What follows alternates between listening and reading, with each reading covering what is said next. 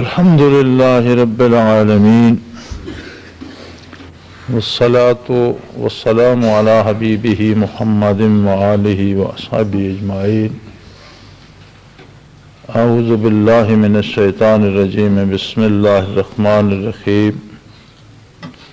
إنا أنزلناه في ليلة القدر وما أدراك ما ليلة القدر. ليلة القدر خير من ألف شهر. تنزل الملائكة والروح فيها بإذن ربهم من كل أمر. سلام هي حتى مطلع الفجر. اللهم سبحانك لا علم لنا إلا ما علمتنا إنك أنت العليم الحكيم. مولاي صل وسلم دائما أبدا على حبيبك من زانت به البصر. الحمدللہ قرآن کریم کی تلاوت مکمل ہوئی اور یہ بڑی سعادت کی بات ہے کہ زندگی میں قرآن حکیم کی مختلف قراتوں میں سے ایک اور قرات سننے کی سعادت نصیب ہوئی. اللہ کریم قبول فرمائے، قاری صاحب کو بھی اجر عظیم دے اور تمام سننے والوں کے لیے بھی اسے توشہ آخرت بنائے، اصلاح دنیا کا سبب بنائے. رمضان المبارک کی بے پناہ برکات میں ایک برکت لیلۃ القدر ہے. اور جیسا کہ پہلے عرض کیا تھا کہ قرآن حکیم کا نزول رمضان المبارک میں ہوا. رمضان المبارک میں بھی پھر تعیین فرما دی گئی کہ ہم نے اسے لیلۃ القدر کی رات کو اتارا. علم الہی سے لوح محفوظ میں یا لوح محفوظ سے آسمان اول پر، جہاں سے مسلسل 23 برس نازل ہوتا رہا. نبی علیہ الصلوۃ والسلام کے ارشاد عالی کے مطابق لیلۃ القدر کو رمضان المبارک کی آخری عشرے کی طاق راتوں میں تلاش کرنا چاہیے.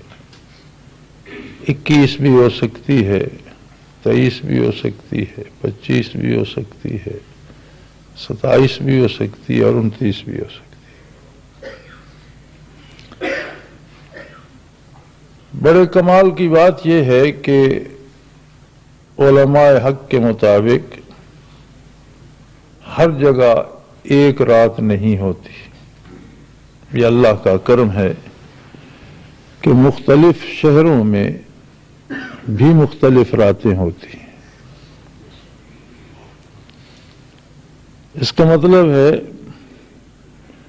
کہ دوسرے معنوں میں یہ کہا جا سکتا ہے کہ رمضان کے آخری عشرے مبارک کی تمام راتیں ہی طاق راتیں جو ہیں ساری کی ساری لیلۃ القدر ہوتی ہیں. یہ الگ بات ہے کہ اگر 21ویں کو کسی ایک جگہ ہے تو 23ویں کو کسی دوسری جگہ ہوگی، اور 25ویں کو دنیا کے کسی اور گوشے میں ہے تو 27 کو کسی اور کونے میں ہوگی. ہمارے ہاں رواج ہو گیا ہے کہ 27 ہی کو لیلۃ القدر منائی جائے. اس کی کوئی دلیل نہیں ہے، یہ محض ایک رسم بن گئی ہے.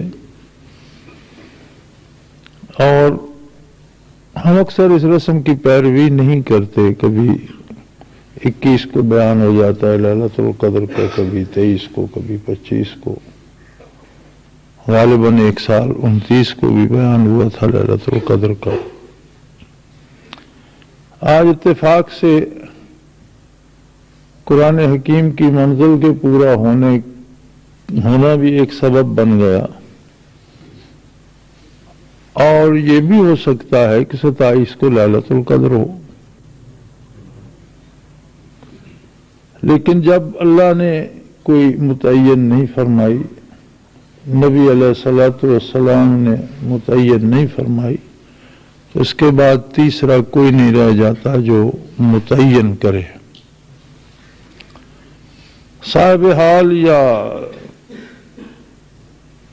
بزرگوں کے اقوال مختلف ہیں، یہ جو زندہ لوگ صاحب احوال ہوتے ہیں، یہ جنہیں اللہ کریم قوت مشاہدہ عطا فرماتا ہے، تو صاحب کشف کی بات اس کے اپنے لیے تو دلیل ہوتی ہے اگر اس کا کشف شرعی حدود کے اندر ہو۔ شریعت سے متصادم ہو تو کشف باطل ہے، شریعت حق ہے، اور شریعت کے اندر ہو تو صاحب کشف کے لیے حجت ہے، دوسرے کے لیے صرف نبی کا کشف حجت ہوتا ہے، ولی کا حجت دوسرے کے لیے کشف حجت نہیں ہوتا۔ تو اگر کوئی کہے بھی یا سمجھے بھی تو یہ اس کی اپنی ذات تک ہے، سب کے لیے نہیں۔ لہذا اس کا بہتر طریقہ یہی ہوتا ہے کہ اس بہانے ہی صحیح تمام تاثراتوں میں اسے تلاش کیا جائے۔ کوئی ضروری نہیں بندہ ساری رات بیٹھے آرام بھی کر لے، لیکن بیداری بھی کثرت سے کر لے، اذکار کثرت سے کر لے، تلاوت کر لے، تسبیحات پڑھ لے، نوافل پڑھ لے، تراویح پڑھتا رہے۔ صحابہ کرام رضوان اللہ علیہم اجمعین سے جہاں 8 رکعت ثابت ہیں، وہاں 20 رکعت نبی علیہ الصلوۃ والسلام نے خود امامت فرمائی ثابت ہیں، اور صحابہ سے 26 بھی ثابت ہیں، 32 بھی ثابت ہیں، 36 بھی ثابت ہیں کہ اگر کوئی زیادہ پڑھنا چاہتا ہے تو اس پر قدغن یا پابندی نہیں ہے، ہمت کے مطابق ہے، جتنی چاہتا ہے عبادت کرے، اور 36 تک تو ثابت ہیں کتب احادیث میں، سیرت میں۔ لیلۃ القدر کی برکات میں ایک برکت تو یہ بہت بڑی ہے کہ خیر من الف شہر، 1000 مہینے سے بہتر ہے۔ 1000 مہینہ غالباً کم و بیش 84 سال اور کچھ مہینے بنتے ہیں، لیکن یہ اس طرح نہیں کہ کسی کی عمر 84 سال ہو، کسی کو عبادت میں مصروف 84 برس بیت جائیں، اس کے کھانے پینے کے، اس کے آرام کے، اس کے سونے کے اوقات نکال دو، تو جو لمحات اس کے عین حضور حق کے ہیں، عبادت الہی کے ہیں، انہیں شمار کرو۔ اگر وہ 84 برس بنتے ہوں تو لیلۃ القدر کی ایک شب ان سے بہتر ہے۔ یعنی جس کسی کو کم از کم اجر ملے گا، وہ اگر لیلۃ القدر کے علاوہ یا پہلی امتوں میں جن میں لیلۃ القدر عطا نہیں فرمائی گئی اور عمریں بہت طویل تھیں، 500 سال عمر تھی لوگوں کی، 100 سال عام تھی، 200 سال تھی، 300 سال تھی۔ حضرت نوح علیہ نبینا علیہ الصلوۃ والسلام نے 950 برس تو طوفان سے پہلے تبلیغ کی، اور روایات کے مطابق آپ 1400 سال دار فانی میں رہے۔ اللہ کے نبی اور رسول تھے۔ کسی نے وقت رحلت عرض کیا کہ آپ نے دنیا کو کیسا پایا؟ تو فرمایا میاں ہم تو ایک دروازے سے داخل ہوئے تھے، دوسرے سے جا رہے ہیں، ہمیں کیا پتہ دنیا کیا ہوتی۔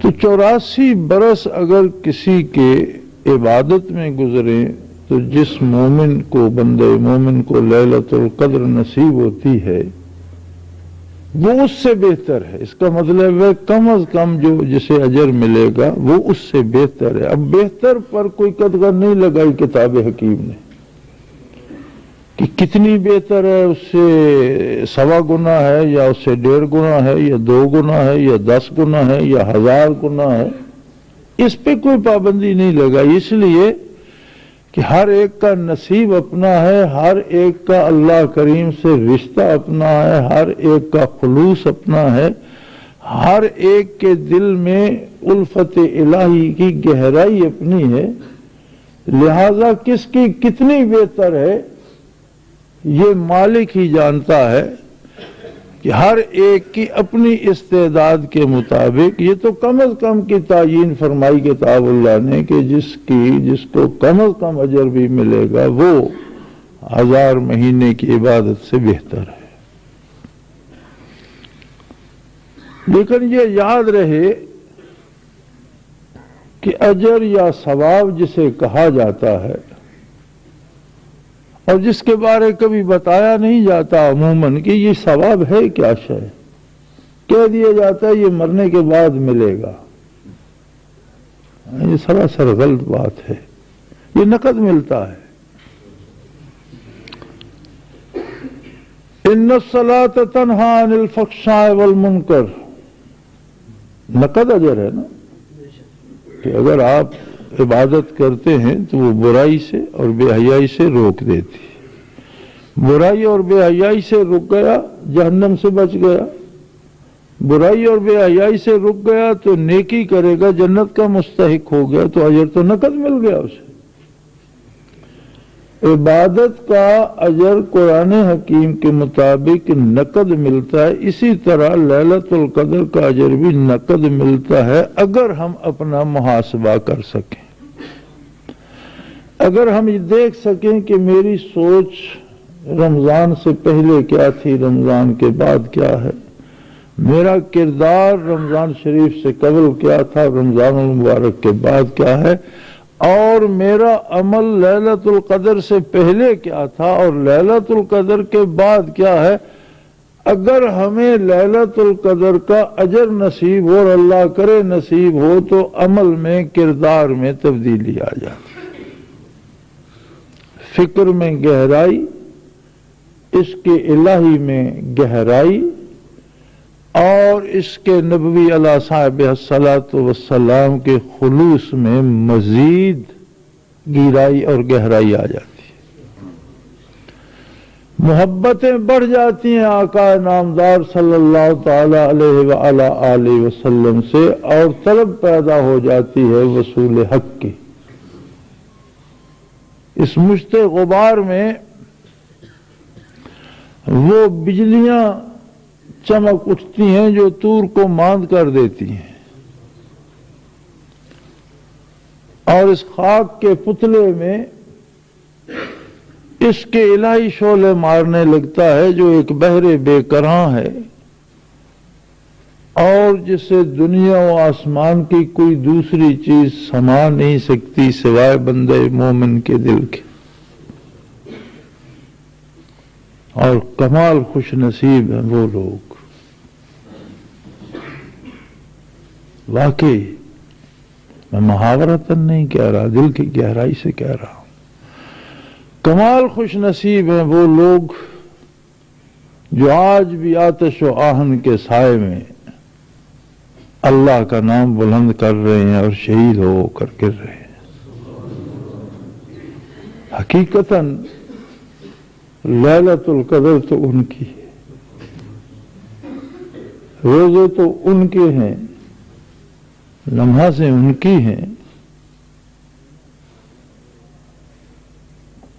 الفاظ و معانی میں تفاوت نہیں، لیکن ملا کی اذان اور مجاہد کی اذان اور۔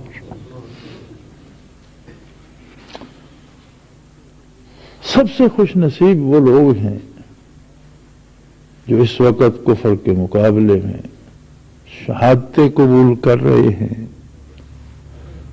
اور آیائے حق کے لیے اور قیام خلافت اسلامیہ کے لیے جنگلوں میں، بیابانوں میں، سخت سرد راتوں میں، طوفانی ہواؤں میں، بھوکے پیاسے ڈٹے ہوئے ہیں اور ان کے جسموں کے پرخچے اڑ رہے ہیں، اور حیرت ہے ان پر جو مسلمان کہلاتے ہیں اور کافروں کی پشت پناہی میں ان کے پرخچے اڑا رہے ہیں۔ اور حیرت ہے ان پر جو اسلامی ممالک میں بیٹھے تالیاں بجا رہے ہیں اور مذاق اڑا رہے ہیں کہ اور جاؤ جہاد پر، اور یہ باز نہیں آتے تھے اور یہ ان کا علاج ہوا ہے، لیکن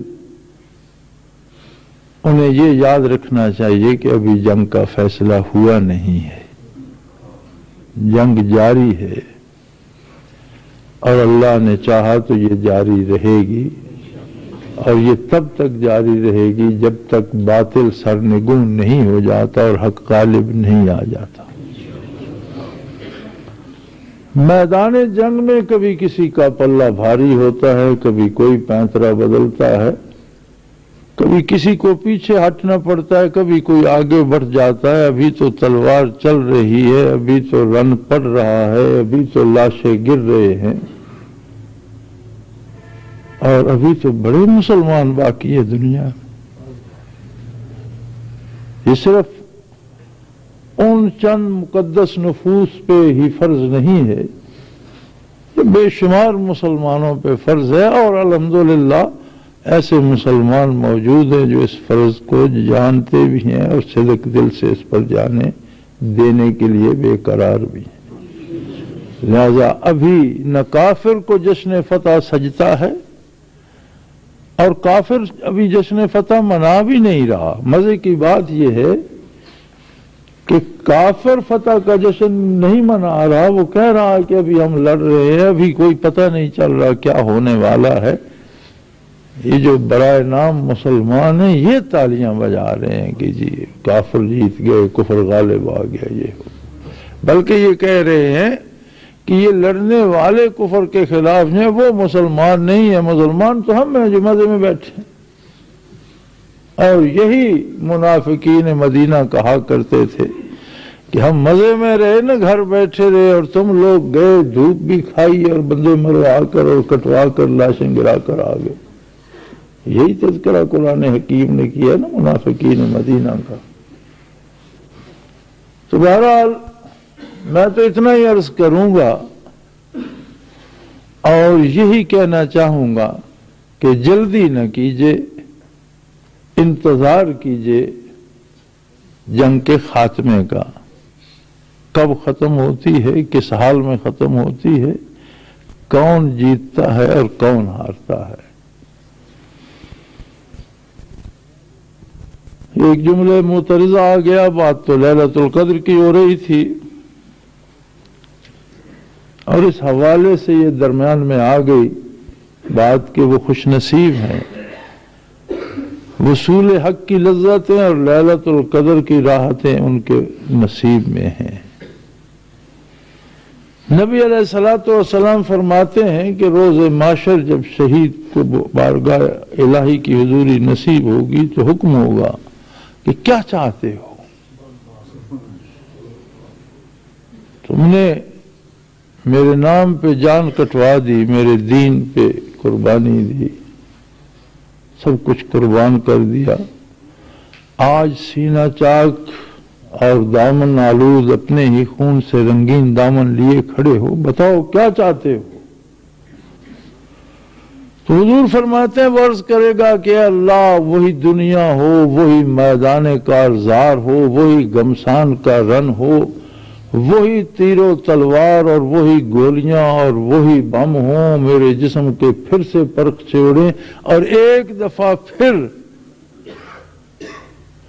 میں اسی کیفیت سے گزروں کہ جو مزہ جان کنی میں آیا وہ پھر جنت میں بھی ملا تو نہیں۔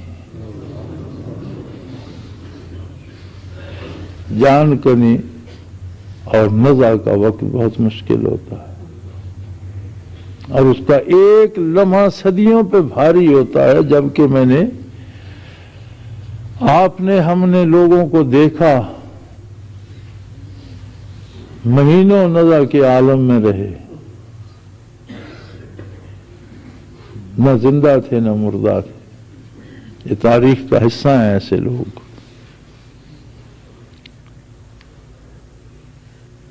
اور عیسیٰ علیہ السلام کے واقعات میں ملتا ہے کہ انہوں نے کسی قبر پہ دعا کی اور وہ مردہ زندہ ہو گیا، یحیی الموتى، مردوں کو زندہ کرنا ان کے معجزات میں سے تھا. کسی بات پہ زندہ کیا تو پھر اس سے پوچھا کہ تمہارے لیے دعا کروں واپس قبر میں جانا چاہتے ہو، یا چاہو تو دعا کروں تمہیں کچھ اور فرصت مل جائے دنیا میں رہنے کی. تو مفسرین لکھتے ہیں کہ انہوں نے عرض کیا کہ اللہ کے نبی ایک دفعہ نزع کے حال سے گزرا ہوں، دوبارہ نہیں گزرنا چاہتا، مجھے قبر ہی میں رہنے دیجیے. کہ زندگی کے بعد پھر موت، اور میں دوبارہ نزع سے گزرنا نہیں چاہتا. جبکہ شہید وہی مانگے گا اور ارشاد ہوگا کہ وہ عالم تو گیا، وہ بات گئی، وہ مزہ تو اسی جگہ تھا، اب یہاں کے مزے کی بات کرو، یہاں کے لطف کی بات کرو، یہاں کی راحتوں کی بات کرو.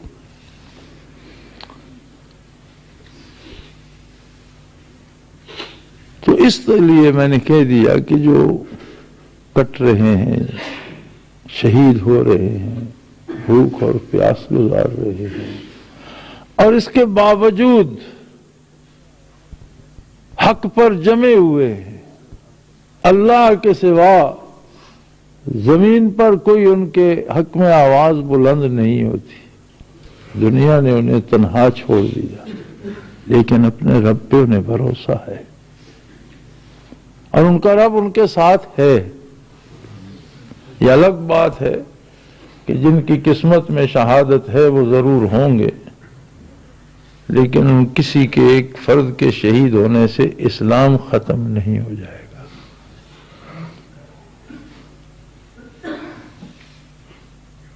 لیلۃ القدر خیر من الف شہر، تنزل الملائکۃ والروح فیہا باذن ربہم من کل امر سلام. اس کی برکات میں سے ایک اور برکت یہ ہے کہ اللہ کریم فرشتوں کو اجازت دیتے ہیں زمین پر اترنے کی. والروح، بعض مفسرین کرام نے روح سے روح الامین اور جبریل امین مراد لیا ہے، لیکن اکثر نے فرمایا ہے کہ وہ ارواح جو دنیا سے پہلے جا چکی ہیں اور اللہ کے نزدیک مقبول ہیں، مقبولان بارگاہ ہیں، اور نجات میں ہیں، اعلی منازل میں ہیں، ان ارواح کو بھی اجازت دی جاتی ہے زمین پہ اترنے کی. وہ اپنے ملکوں میں، اپنے دوستوں کی طرف، اپنے گھروں میں، اپنے اہل خانہ کی طرف وہ بھی ایک دفعہ آتے ہیں. اب فرشتوں کے اور ان کے آنے سے کیا حاصل ہوتا ہے؟ ہر فرشتہ الگ قسم کی رحمت الہی کا حامل ہوتا ہے. ہر فرشتے کے ساتھ الگ قسم کے انوارات ہوتے ہیں، الگ قسم کی برکات ہوتی ہیں. اب کتنے فرشتے آتے ہیں یہ تو رب العالمین ہی جانے، چونکہ جمع کا صیغہ استعمال ہوا ہے اور جمع کثیر کا صیغہ ہے. عربی بڑی خوبصورت زبان ہے. عربی میں واحد ہے، اس کے بعد تثنیہ ہے 2، اس کے بعد جمع ہے، اور پھر جمع کی بھی 2 قسمیں ہیں، جمع قلت ہے اور جمع کثرت ہے.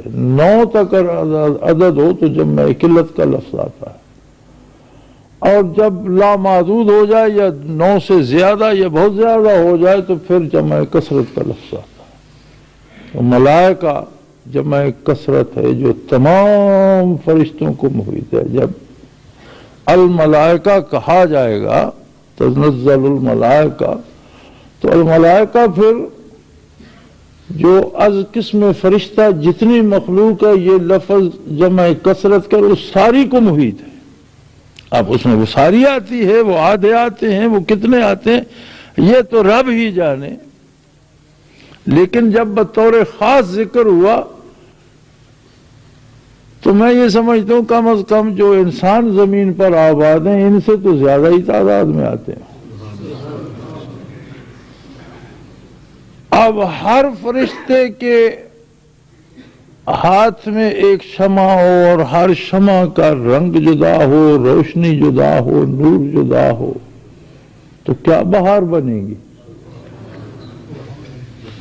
ان کے وجود ہی شمع ہوتے ہیں اور ان کے ساتھ انوارات الہیہ ہوتے ہیں، اور ہر ایک کے ساتھ مختلف برکات ہوتی ہیں جن سے دنیاوی مسائل بھی حل ہوتے ہیں اور اخروی اور عقبہ کی توفیق بھی ارزاں ہوتی ہے۔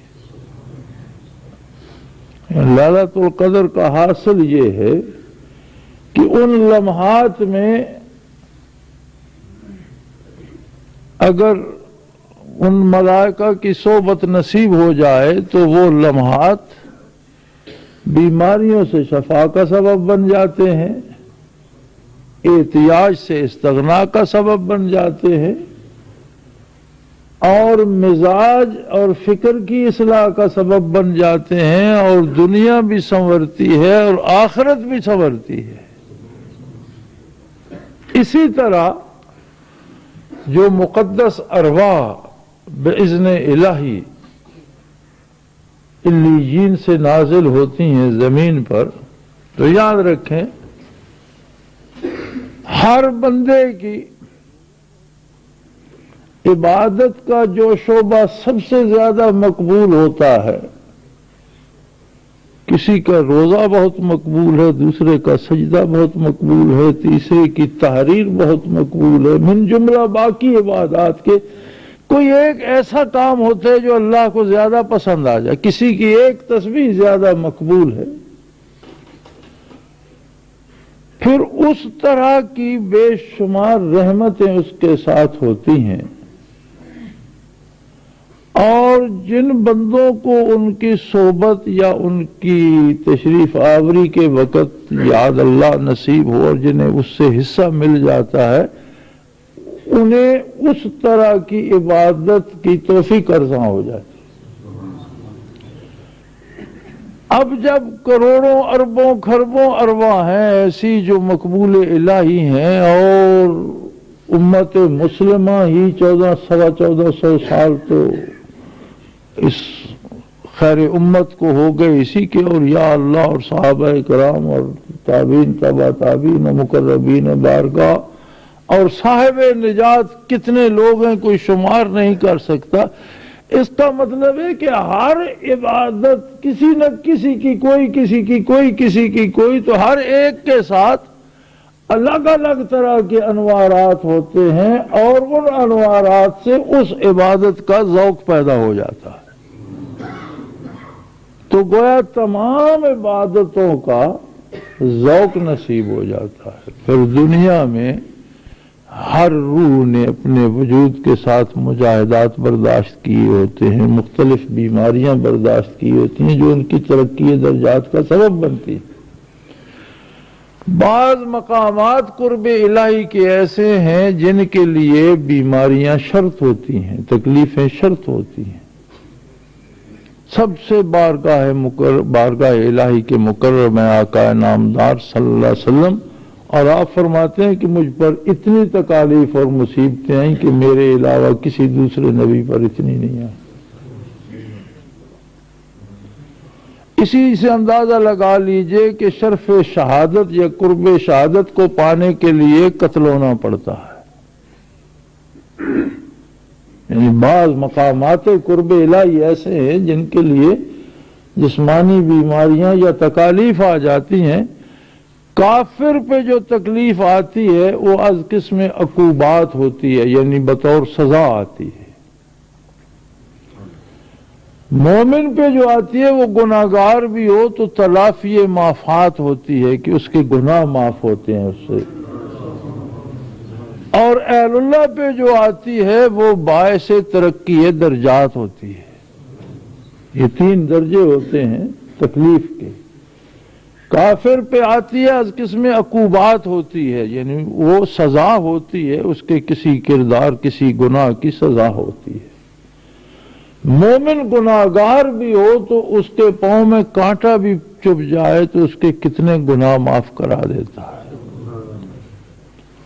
وہ تلافی معافات ہوتی ہے۔ اور جو اللہ کے نیک بندوں پہ آتی ہے وہ باعث ترقی درجات ہوتی ہے۔ تو مختلف مصیبتیں جو انہوں نے دنیا میں دیکھی ہوتی ہیں، جو عند اللہ قبولیت کا سبب بن جاتی ہیں، تو ان کے مختلف انوارات ہوتے ہیں جو ان ارواح کے ساتھ ہوتے ہیں، ان کا احاطہ کیے ہوتے ہیں۔ تو جب دنیا کے زندہ لوگوں کے ساتھ وہ ملتے ہیں یا وہاں سے گزرتے ہیں یا ان انوارات کا ان پہ پرتو پڑتا ہے، تو اس طرح کی بیماریاں جس جسم میں ہوں سے شفا ہوتی چلی جاتی ہے۔ وہ جو ان کی عند اللہ مجاہدے کے طور پر ان پر بیماری تھی، وہ جب مقبول ہوتی ہے تو اس پر اس طرح کے ایک عجیب انوارات ہوتے ہیں۔ وہ جب اگر ایسی بیماری کسی کو ہے اور اسے لیلۃ القدر نصیب ہو گئی اور وہ ایسی روح اس کے قریب سے گزری یا اس کی میت یا اس کے انوارات کا پرتو پڑ گیا تو اس کی بیماری بھی ٹھیک ہو گئی۔ یعنی دو فائدے روح انسانی سے ملائکہ سے، ایک ہوتا ہے کہ ذوق عبادت پیدا ہوتا ہے، اور ملائکہ چونکہ مختلف ملائکہ مختلف عبادات کرتے ہیں اور عبادت سب کی غذا ہے، ذکر دوام میں معاون ہوتے ہیں ذوق عبادت میں، لیکن جو انسانی ارواح تشریف لاتی ہیں ان سے دو فائدے ہوتے ہیں کہ روحانی صحت بھی ہوتی ہے، جسمانی صحت کا سبب بھی بنتی ہے۔ من کل امر سلام، فرمایا ہر شعبہ زندگی میں سلامتی ہوتی ہے۔ من کل امر سلام، کہیں رزق کی تنگی سے نجات، کہیں قرض سے نجات، کہیں بیماری سے نجات، کہیں مصیبت سے نجات، اور اس کے ساتھ ساتھ مختلف طرح کے ذوق عبادت بھی نصیب ہوتے ہیں۔ یا حتی مطلع الفجر، طلوع فجر تک یہ عالم یوں ہی رہتا ہے۔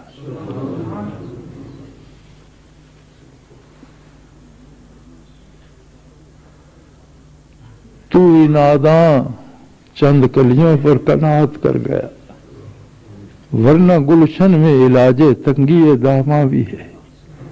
ایسا کریم ہے کہ رحمتیں بھی خود برساتا ہے اور دامن بھی بندے کا بڑھا دیتا ہے، اگر بندے میں مانگنے کی ہمت ہو، مانگنا چاہے کوئی، اپنا سینہ چاک کرے، اپنا دل اس کی بارگاہ میں پیش کرے، اس کے نبی کے قدموں میں رکھ دے، تو اس کی عطا کو کوئی شمار نہیں کر سکتا۔ لیکن ہم ایسے بد نصیب ہیں، اللہ ہمیں ہدایت دے، کہ ہم نے لیلۃ القدر کو بھی رسم بنا لیا، قوالیاں کرتے ہیں، شور شرابہ کرتے ہیں، اچھل کود ہوتی ہے، کھایا پیا جاتا ہے، اور 27 کی شب ہم نے اپنی طرف سے مقرر کر لی۔ پوری دنیا میں دیکھ لو ایک سیلاب آیا ہوا ہے، اور کوئی شادی پہ جس طرح ویلیں دی جاتی ہیں اس طرح ویلیں دی جا رہی ہیں، اور گا گا کر پڑھا جا رہا ہے، پتہ نہیں کیا کیا تماشے ہوتے ہیں۔ اور یہ جو حقائق میں عرض کر رہا ہوں، میں نہیں سمجھتا کہ کوئی شخص یہ باتیں آپ کو بتائے گا، اس لیے کہ یہ کتابی باتیں نہیں ہیں، یہ جاننے والوں کی باتیں ہیں۔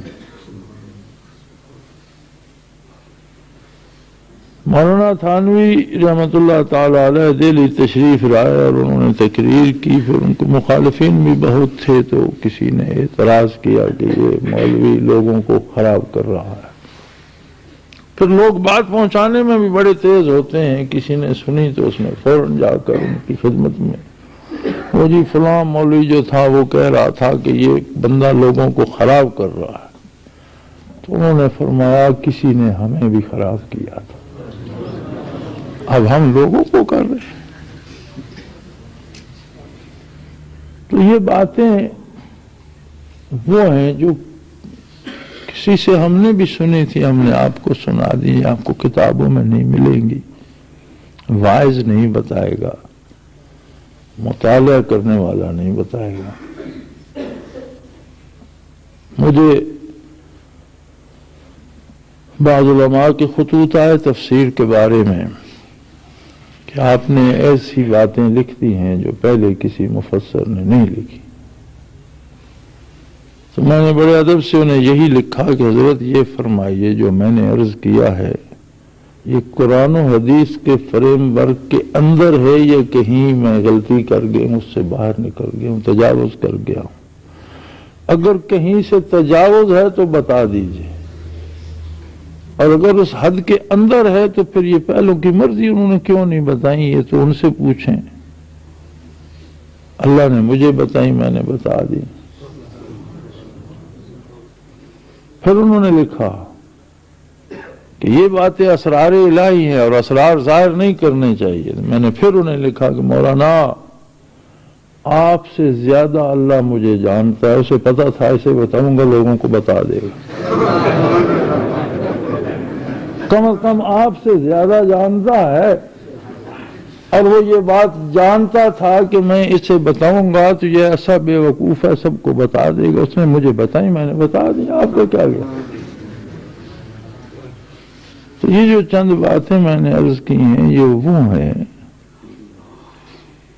جو کسی نے ہمیں بتائی، ہم نے آپ کو بتا دی، اور شاید کتابوں میں نہ ملیں، شاید واعظ میں تقریر میں نہ ملیں، لیکن یہ وہ حقائق ہیں اور وہ انداز ہیں اللہ کی رحمت کے کہ وہ کس کس طرح رحمتیں لٹاتا ہے،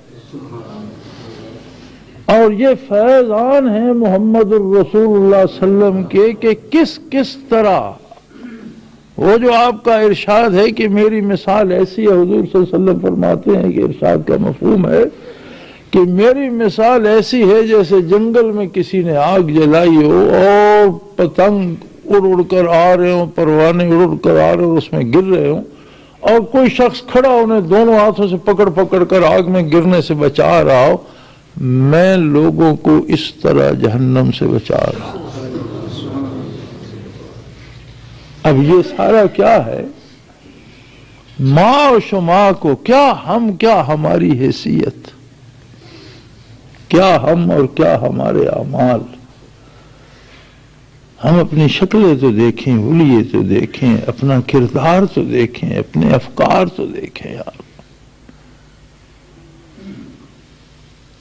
ہم تو ترس گئے کہ اے کاش کبھی توبہ نصیب ہو جاتی،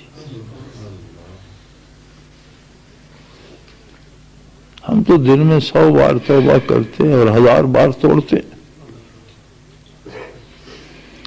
ہم تو دن میں 1000 عہد کرتے ہیں کہ اب یہ نہیں کریں گے، پھر وہی کیا ہوا ہوتا ہے۔ ہماری حیثیت ہی کیا؟ اس دور کے لوگوں کے کھانے کو ہمیں حلال نہیں ملتا، سننے کو سچ نہیں ملتا، جہاں جاؤ جھوٹ کا بازار گرم ہے، اور بنی اسرائیل کی تباہی میں اللہ نے فرض جرم لگا دی تھی، یہ قوم کیوں تباہ ہو گئی، یہ بندر اور خنزیر کیوں بن گئے، ان پر آگ کیوں برسی، یہ زمین میں کیوں دھس گئے، ان پر آسمانوں سے عذاب کیوں ہے اور بادلوں سے بارش کی بجائے آگ کیوں برسی؟ فرمایا اکالون للسحت وسماعون للکذب، یہ حرام کھاتے تھے اور جھوٹ سنتے تھے۔ اکالون للسحت وسماعون للکذب، یہ حرام کھاتے تھے اور جھوٹ سنتے تھے۔ تو کیا ہمارا کھانا حلال ہے؟ سارا دن جو ہم سنتے ہیں یہ سچ ہے؟ ہماری خبریں سچ ہیں، ہمارے اخبار سچ ہیں، جن مجالس میں ہم بیٹھتے ہیں وہاں سارا سچ بولا جاتا ہے، ہمارا بازار سچ ہے، دکاندار سچ بولتا ہے۔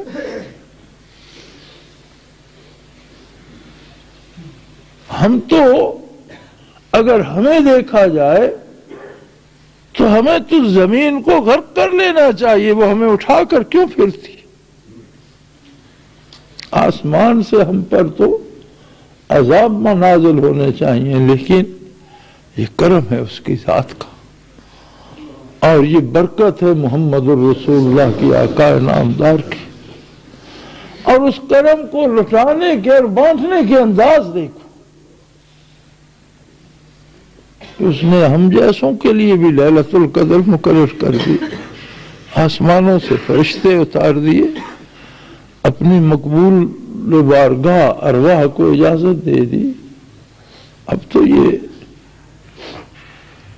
سمیٹنے والی بات ہے، کون کتنا سمیٹتا ہے، کون کتنا لیتا ہے، کس کو کیا ملتا ہے۔ لیکن میری ایک بات یاد رکھنا، جس کو ایک ذرہ بھی ملا اس کے اعمال میں تبدیلی ضرور آئے گی، سوچوں میں تبدیلی آئے گی، فکر میں اور کردار میں تبدیلی آئے گی، رجوع اللہ بڑھے گا، توبہ کو جی چاہے گا، اللہ کے حبیب صلی اللہ علیہ وسلم سے محبت بڑھے گی۔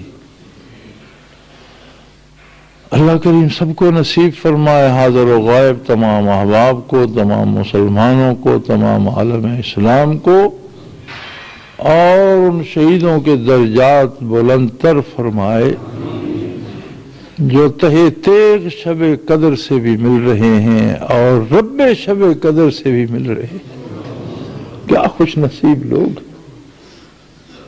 جو آقا نامدار صلی اللہ علیہ وسلم کی آن پہ قربان ہو رہے ہیں، اور اللہ انہیں تباہ کرے جو اسلام کی تباہی کے درپے ہے، اللہ ان کی جمعیت بکھیر دے اور اللہ ان کے ملکوں کے ٹکڑے کر دے۔